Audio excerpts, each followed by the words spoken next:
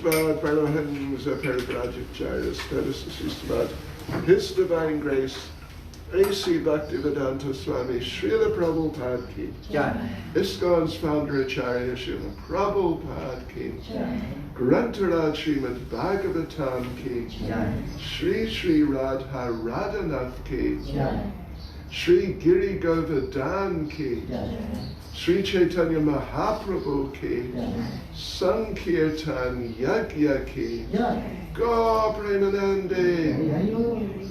All glories to their Samal devotees. All glories to their Samal devotees. All glories to their Samal devotees. All glories to Sri Guru and Sri Gauranga. All glories to Srila Prabhupada. Right. Devotees. So, today we are reading Srimad Bhagavatam, 4th Canto, Chapter 18. Prithu Maharaj milks the earth planet, verse 4. Do you have your devices, or what should we do? I don't know what we can do other than that. Om Namo Bhagavate Vasudevaya.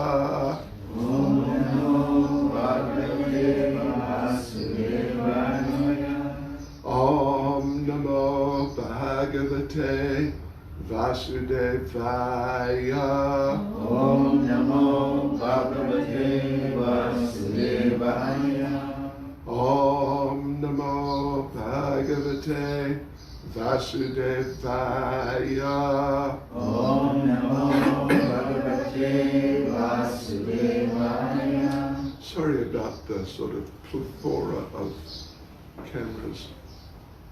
We'll improve it as time goes on. So yes, devotees, Srimad Bhagavatam, Canto 4, Chapter 18, Prithu Maharaj milks the earth planet.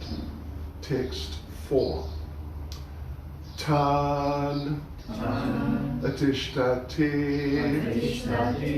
Ya Samya Upayan Purva Darshita Avara Shradayopeta Upayan Vindate Anjasa Tanatishtati Yasamyak Upayan Purva Darshitan Avara Shradayopeta Upayan Vindatenjasa Tanatishtati Yasamya Upayan Purva Darshitan Avara Shradayopeta Upayan Vindatenjasa Tanatishtati Yasamya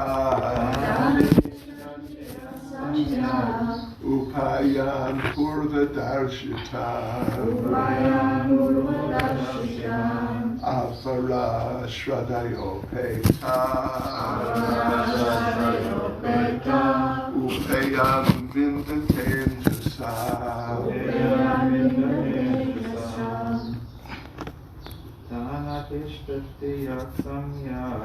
Tanatishtati Yasamya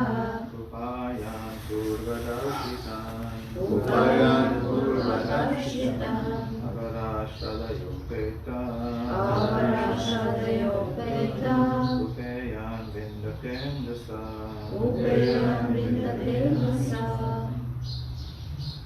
Dhanathishtatiya samyak. Dhanathishtatiya samyak. Upayan purvadarshita. Upayan purvadarshita. Avarashadayopeta. Avarashadayopeta. Upayan vindatenjasa. Upayan vindatenjasa. Dhanathishtatiya samyak. Dhanathishtatiya samyak. Upayan purvadarshita. Upayan purvadarshita. Avarashadayopeta. Avarashadayopeta. Upayan vindatenjasa. Upayan vindatenjasa. Dhanathishtatiya samyak. Dhanathishtatiya samyak. Upayan purvadarshita. Upayan purvadarshita. Avarashadayopeta. Avarashadayopeta. Upayan vindatenjasa. Upayan vindatenjasa. Yes, okay. Tan, those. Atishtati, follows. Ya, anyone who. Samyak, completely. Upaya, principle. Purva, formally. Darshita, instructed. Avara, in experience. Shradaya, with faith. Upeta, being situated.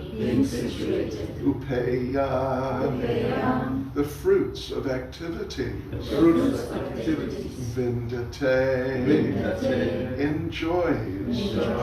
Anjasa, very easily. Translation.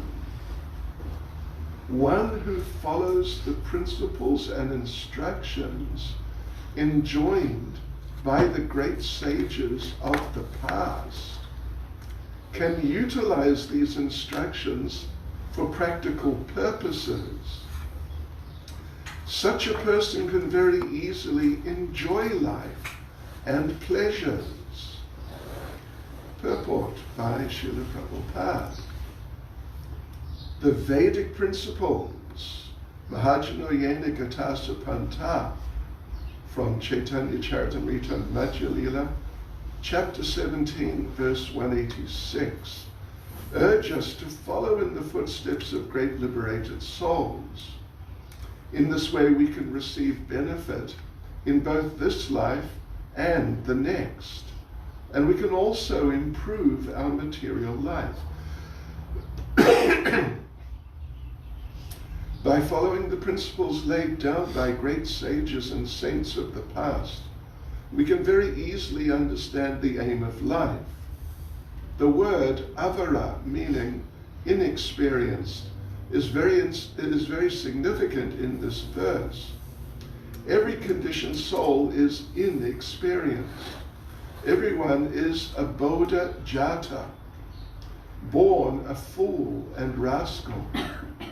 In democratic government at the present moment, all kinds of fools and rascals are making decisions. But what can they do?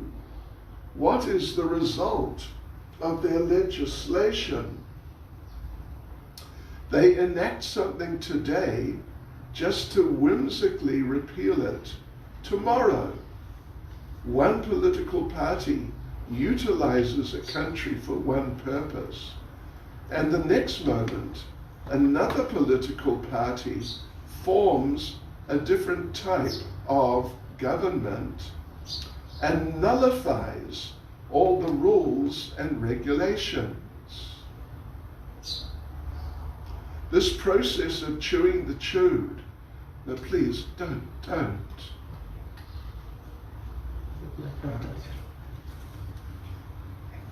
This process of chewing the chewed, punapunas charvata charvananam, Srimad Bhagavatam 7.5.30, will never make human society happy. In order to make,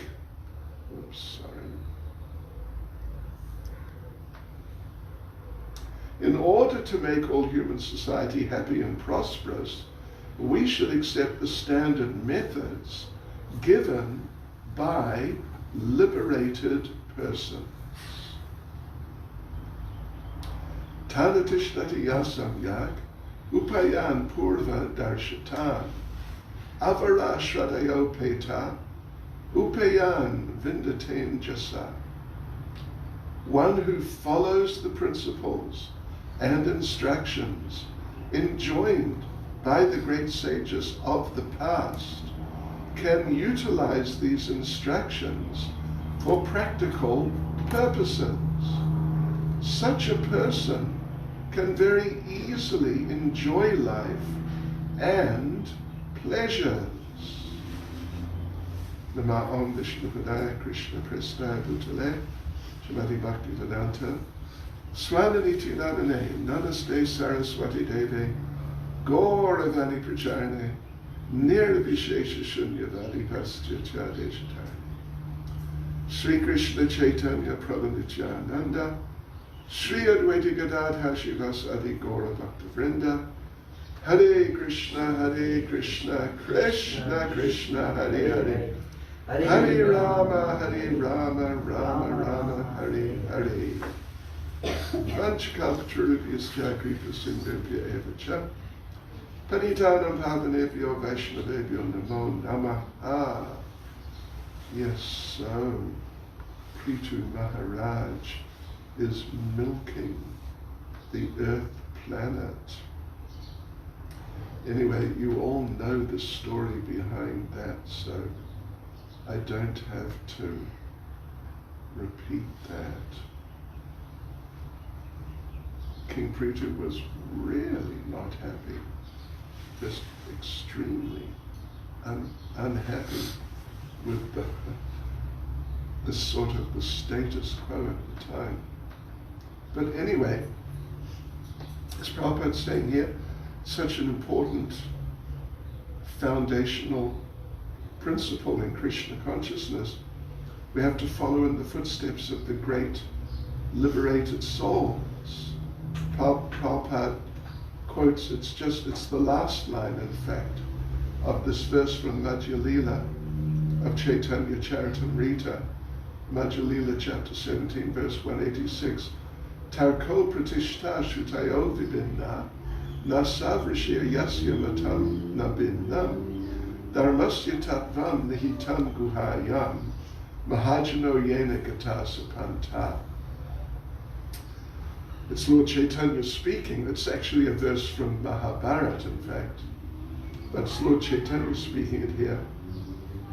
Dry arguments are inconclusive. A great personality whose opinion does not differ from others is not considered a great sage. Simply by studying the Vedas, which are variegated, one cannot come to the right path by which religious principles are understood. The solid truth of religious principles is hidden in the heart of an unadulterated, self-realized person. Consequently, as the Shastras confirm, one should accept whatever progressive path the Mahajans advocate. So, in the verse itself, of course, it's being, the principle is being stated, how beneficial it is in so many ways. Even it's, what to speak of being beneficial in different transcendental ways, but even materially, it's beneficial, can be, or it is beneficial to follow in the footsteps of the previous authorities. Or, yes, previous authorities, or just authoritative devotees. Otherwise, if you try to sort of figure things out according to your own capacity, to figure things out, then it's basically it's inevitable that you're going to come to some wrong type of conclusion.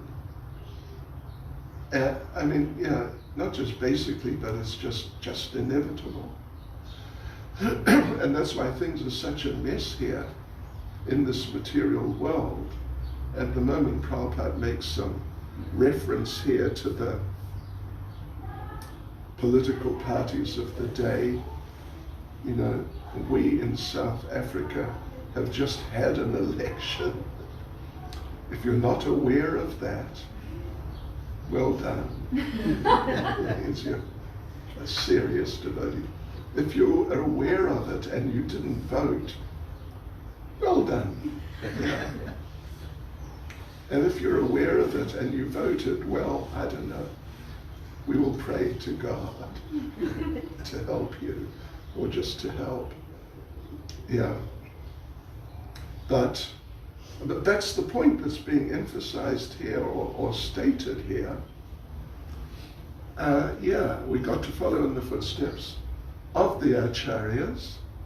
Otherwise, everything will come upside down. Yes, it'll become upside down, unfortunately. Such is life in the material world. But anyway, in that particular verse, the verse that Lord Caitanya stated, let's just have a look at what he says, or Mahabharata says. Dry arguments are inconclusive. Well, yes, that's just trying to use our logic, our intelligence. I mean, it's one of the ways mentioned here of just trying to use our intelligence to understand what to do in life, what's the best path to take in life. And what is stated here is that such an approach is inconclusive. We can't really come to certainly a proper conclusion, or certainly can't come to the right conclusion. And you know, when trying to do something, anything, basically, drive a car, operate a camera, a computer, or just run a temple or cook an offering, generally speaking, there's pretty much one way to do it properly. I mean, there can be a bit of flexibility, but one type of way to do it properly, but there are usually many ways of doing it wrongly. Yeah, usually there are many ways of doing it wrongly. I remember when my mother taught me how to drive, would you believe? I was 13 years old, and she put me in this car, one of our family cars, and said, yes, you put your foot on the clutch, okay, got that. Put it into gear, got that. Take your foot off the clutch. The car almost leapt up. It sort of leapt forward and stopped, and the engine stalled. Because you've got to let the clutch out slowly, carefully, which, you know, it doesn't take so long to get once you've learned it, but until you've learned it. Yes, so in so many things, like operating a computer or operating cameras, then there are many ways you can do it wrong, but usually just limited ways that you can do it sort of acceptably, or not to speak of like really correctly and nicely. So therefore, dry arguments, whatever comes out of our heads, just attempting to argue and so on, you don't get a very good conclusion.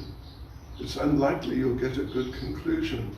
And then the second point is, nasav rishyer yasya matam na binam. Na binam means not different, or not separate, not different. A great personality whose opinion does not differ from others is not considered a great sage. Prabhupada addresses this point elsewhere a number of times, that in spiritual circles you get these people who are called munis. Of course there's Narada Muni, but he's different. But you got people like Devasa Muni.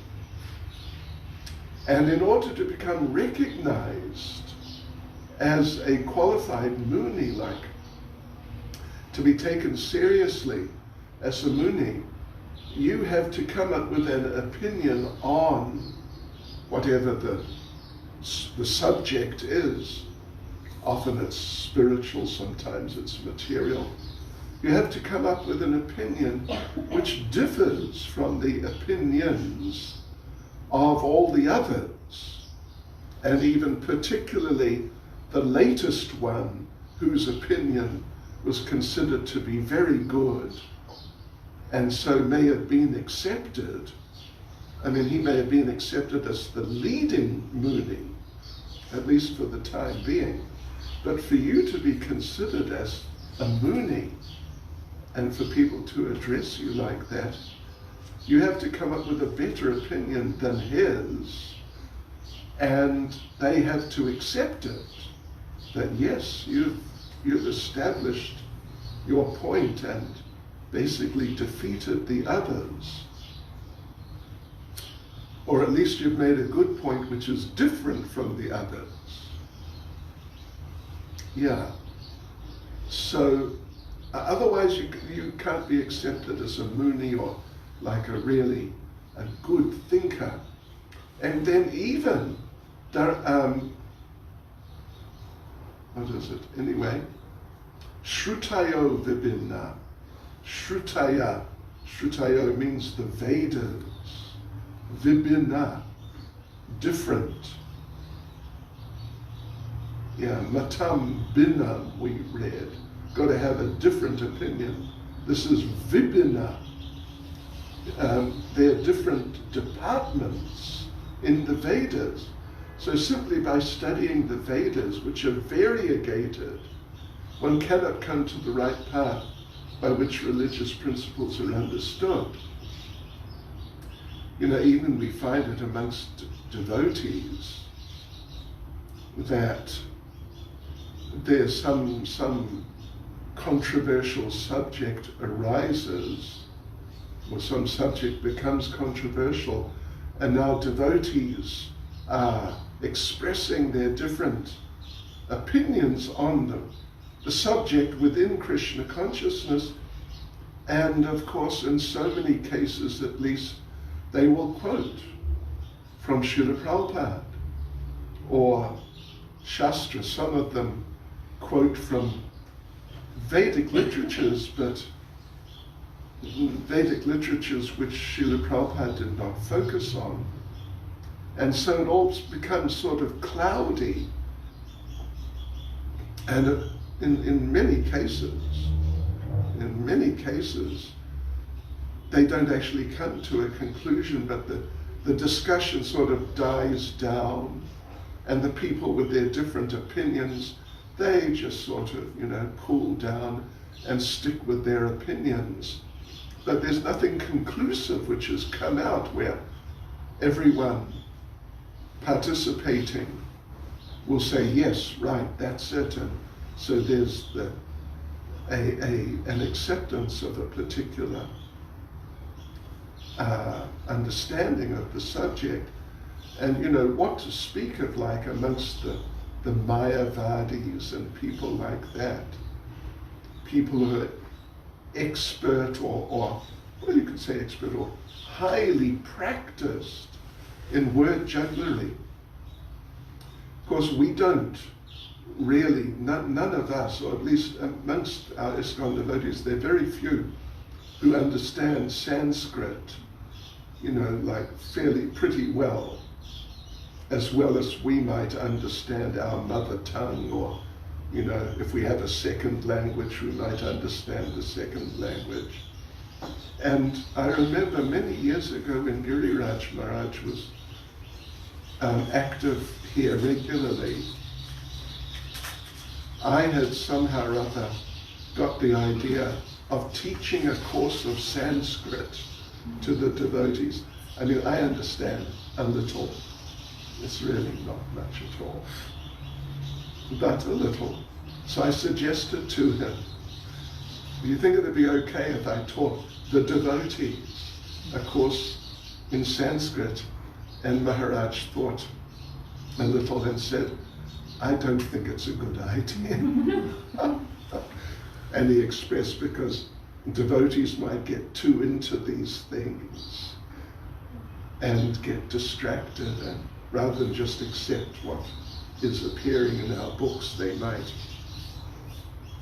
start coming up with other interpretations, and it might not be good for the devotees. So I never taught a course in Sanskrit. You may have noticed or not noticed. So yeah, so these three approaches, like popular, well-known approaches and widely practiced approaches to understanding, particularly like in case of the case of the verse of today, like how to live in the broad sense, how we should live our lives. Yes, so Lord Caitanya, and from Mahabharata, says, the solid truth of religious principles is hidden in the heart of an unadulterated, self-realized person. Consequently, as the Shastras confirm, one should accept whatever progressive path the Mahajans advocate. And of course, Srila Prabhupada is our Mahajan. He really is. His Holiness Krishnadas Maharaj. I mean, from time to time, he would declare boldly in his classes that Srila Prabhupada is the 13th, right? 13th Mahajan. And I mean, you know, it's nice. It's very nice. Because particularly for us and people in the modern age, it's really true. Much more than, you know, like specifically focusing on any of the traditional Mahajans in the list, where, you know, we may not have much access to them all. Like I've just been preparing the 6th canto for Bhakti Vaibhava just right these very days. And so having gone through the Ajamil pastime, the Yamadutas who've been trained and educated by Yamaraj, suddenly they encounter the Vishnu Dutas. And what do? The Yamadutas. The Vishnu Dutas ask them, tell us what you're doing. Explain according to Shastra. What principles of Dharma are you applying here? And the Yamadutas, very confidently, they start relating different philosophical points which they've learned from Yamaraj, because they've been educated, specifically educated in Shastra by Yamaraj. And actually they even mention Lord Vishnu a bit. But that's basically, the point is they're repeating what they've heard from Yamaraj. And then the Vishnu Dutas totally defeat them and release Ajamil, and the Yamadutas are just left bewildered, actually. And they go back to Yamaraj, and Prabhupada explains there, you know, there's a whole discussion between them and Yamaraj, and they basically accuse him. You know, what have you been telling us? And Prabhupada says they have become angry with Yamaraj because they feel they've been misled by Yamaraj. Although the points they make, if you read through it, or if you're following our Bhakti Vaibhava course in a couple of years when we get to the 6th canto, you'll see they make good points according to, you know, a general sense of dharma. But the Vishnudutas just sort of devastate them. And anyway, then Yamaraj has to say, well, actually, you know, he's been instructing them. It's sort of, you know, as happens sometimes in circumstantial ways, under certain circumstances. In that particular case, someone who's simply a sinful person with no redeeming qualities at all, then you have to bring them to me for punishment. And there are all sorts of considerations which they explain in that regard. But so it's conditional on the person being, like strictly speaking, just sinful. But then what the Vishnudutas have explained to them, and Yamaraj confirms, is that Ajamil, he was not in that category. I mean, he had been in that category. It appeared that he was in that category, but now he was not in that category simply because he had been chanting the name Narayan, even though he was just addressing his son. But it had been going on, of course. Narayan was maybe several years old, or maybe 5 years old, but you know, something like that. Very young. So for however many years it was, Ajamil had been addressing his son Narayan just repeatedly every day. And there's a whole explanation right at the end of, I think it's the 2nd chapter, there is either the 1st or the 2nd, of the 6th canto. Prabhupada refers to Srila Vishwanath Chakravarti Thakur, the questions raised, when did Ajamil become like liberated or delivered, freed from all his sinful reactions? Was it just now, when he, at the time of death, or he didn't actually die at that time, but he was on the edge. At that time when he just called out desperately, or when was it? And the point made is that it was the first time, that he, maybe like the day they decided, we will call this one Narayan. That was it. He was delivered. And the examples given of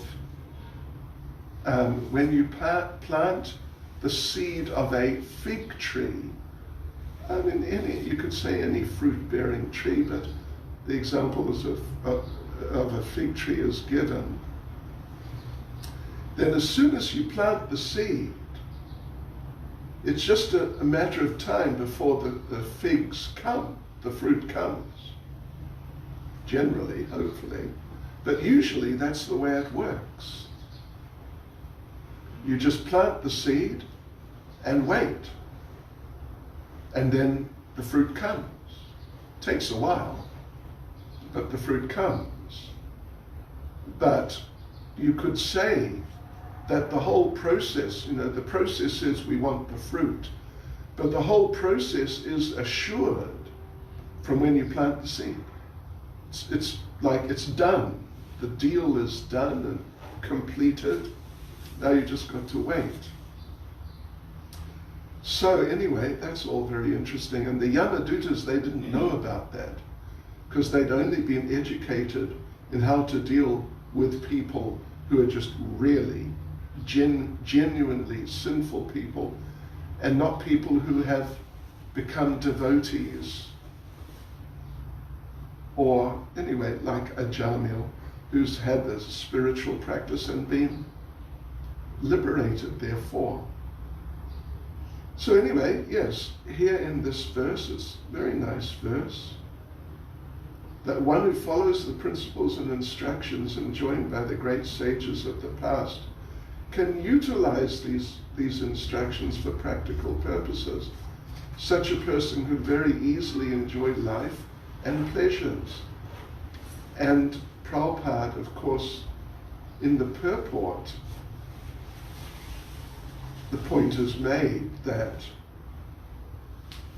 we're urged to follow in the footsteps of the great liberated souls. In this way we get benefit in this life and the next. And we can also improve our material life. Here we are, we're all practicing Krishna consciousness, the great majority, for many years.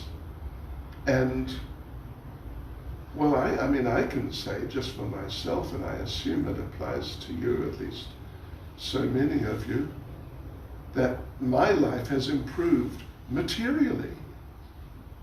It really has improved materially. Gosh, it's so much better than it was. You know, I don't think many of you went through like the whole Western hippie way. I did. And at the end of that, I was not a happy chappy at all. Gee whiz.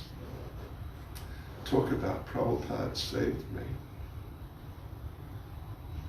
So my life just in all respects is really a lot better. And I'm sure in the cases of many of you, maybe all of you, it's the case too. And just in all respects, including materially. And that's Krishna consciousness, and that's Krishna. He is the Lord not just of the spiritual world, but of the material world also. And Prabhupada, of course, examines the situation here in the material world. Everyone's inexperienced. All the conditioned souls are inexperienced. People who are inexperienced, you know, when they have to do something, like particularly something complex or something like that, someone who's inexperienced, it's almost inevitable they'll make many mistakes before they get it right. Yeah. So everyone is a Bodha Jata. Jata means born. A Bodha Jata. Everyone's born a fool and rascal. Prabhupada uses this sort of language sometimes. Very, very strong. I mean, you know, look. And he refers to government. All kinds of fools and rascals are making decisions. Anyway, let's not get into the politics, but you know about load shedding, don't you? Anyway, Hare Krishna. Don't report me. But yeah. And now they're going to make some other arrangement because they're forced to. And what are the predictions of what the results are going to be? Like in America, in England, they're having elections in a month or less than a month.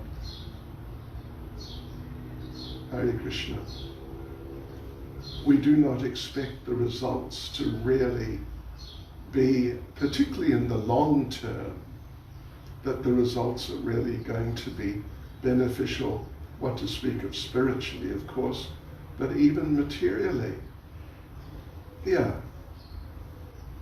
One group, one party makes certain laws, and after a while, inevitably they lose, and the other party comes in and reverses a number of those rules. Yeah. That's going on. It's all just foolishness, actually, unfortunately. The process of chewing the chewed. Panapanas charavata charavananam. Prabhupada refers to that verse. Let me just look it up. 7.5.30. Sri Prarad Uvacha. Matirna Krishna Paratasvatova. Matopapadyeta Grihavratana. Adanta Gobir Vishatanta Mishram. Punapanas Charvata Charvanana. Prahlad Maharaj replied, because of their uncontrolled senses, persons too addicted to materialistic life. And it's one thing to be addicted or not sort of, have attachments. I mean, that can be challenging enough. But someone who's too addicted to materialistic life, persons like that, they make progress towards hellish conditions and repeatedly chew that which has already been chewed. Like, drumsticks? Drumsticks, right? They're quite pleasant. They're nice to a point. But after a while you have to spit them out. I don't know if any of you eat the whole thing. I wouldn't expect it. Yeah. But you can imagine, I haven't chewed chewing gum since I was a child, and I hardly did it then, but if you've chewed chewing gum, you know what it's like. You chew away the sugary coating, and then, it's just like chewing rubber or something. So for these people who are into that sort of life, their inclinations toward Krishna are never aroused, either by the instructions of others, by their own efforts, or by a combination of both. It's just a formula for just like a ridiculous situation, very unfortunate situation. So in order to make all human society happy and prosperous, we should accept the standard methods given by liberated persons. When I first joined the temple many years ago, Prabhupada was, active and physically, and from time to time he'd make this point that without Krishna consciousness, like for everyone, like including the government, without government on the basis of Krishna consciousness, it'll just fail. It's just different ways of failing. And I thought, oh, that's interesting. But, as time has gone on, it becomes more clear that actually it's really like that. I mean, how many ways do we want to fail? Set a world record for different ways of failing, successfully failing, so to speak. But it's really a fact, and when you read Prabhupada or hear Prabhupada speak and make this point, this type of point, then you feel his conviction. You feel his conviction. He's so deeply convinced. It's just a fact. It's a sunny day. It's just a fact. And his conviction is like that. He's talking about reality and not just an opinion or a hope or something like that. So anyway, we have to keep sort of plugging on, trying to push on the Krishna consciousness movement, following his instructions, and just do it as much as we're able, which, however much that may be. But we shouldn't become disappointed if, we're not so successful, not so quickly successful. Actually, you can say, and some devotees say, that we are changing the world. We're just changing the world one person at a time. Yeah, because they have to actually become devotees. You know, not just like in a big crowded situation, you can get everyone chant Hare Krishna, and everyone may chant Hare Krishna, but whether they've actually really become devotees, you know, that may be another thing altogether. I mean, not that we should not do it like that, but that's just, it seems to be the reality. So we shouldn't be disappointed, but we should carry on presenting Krishna consciousness as it is. And you know, there's some flexibility to some degree in presenting the philosophy to different types of people and the practices to different types of people. But essentially, Mahajano Yena Gata Sapanta, we have to follow in the footsteps of particularly our Mahajan, who's Srila Prabhupada. Yeah. And who knows if much change will take place in any of our lifetimes. We'll see. But we have to carry on, following in the footsteps. Hare Krishna. Any comments or questions? Words of wisdom. Jai Thank you, Maharaj, for the insightful class. Earlier on you mentioned about Munis, the very influential. Right, Munis, yeah. What if they use the position and they kind of independently act and change some of the Shruti and Smriti, like yesterday I did a class on the first 3 verses, and Prabhupada quotes Rupa Goswami from the Nectar structure, devotion, Shruti, Smriti, Punarati, how they can cause a disturbance in society, misconstrue these words. Then I gave the story of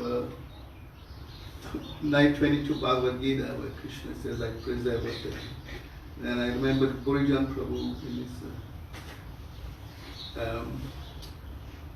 Serenade to me, in his overview of Bhagavad Gita, and he quotes the story of, I don't forget the quite name, Yamunacharya, Brahmana, this Brahmana who altered the words. Yeah.